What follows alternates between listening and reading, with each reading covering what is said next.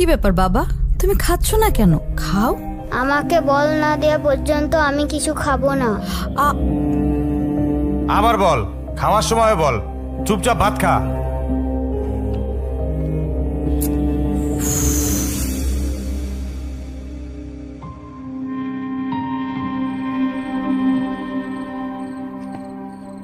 কি শুনলাম তুমি নাকি ঠিক মতো পড়াশোনা করো না?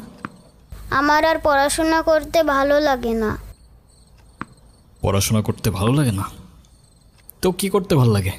ক্রিকেট খেলতে ভালো লাগে। সে তো ভালো কথা, কিন্তু তুমি যদি ভালো করে পড়াশোনা না করো তুমি বড় হয়ে ক্রিকেট খেলবে কিভাবে?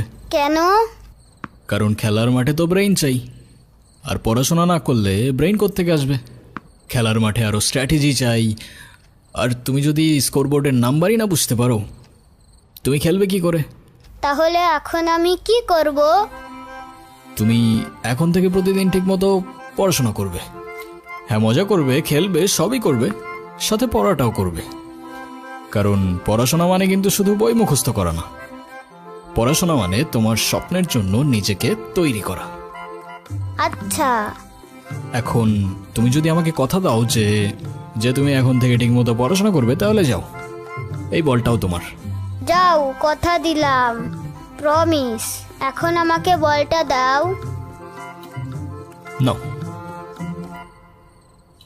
আচ্ছা, বাই দা ওয়ে, তোমাকে না বল কেনার জন্য টাকা দিলাম? সেইটা কি আর থাকে? সেইটাও আম্মু নিয়ে নিছে। ঈদের সালামিটাও আম্মু নিয়ে নাই। আমি যে কবে বড় হব।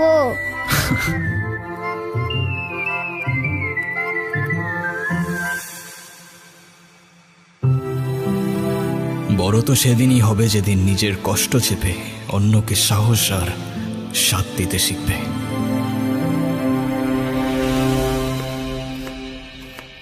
আসসালামু আলাইকুম নানু ভাই। ওয়ালাইকুম, বসো। আসসালামু আলাইকুম মামা।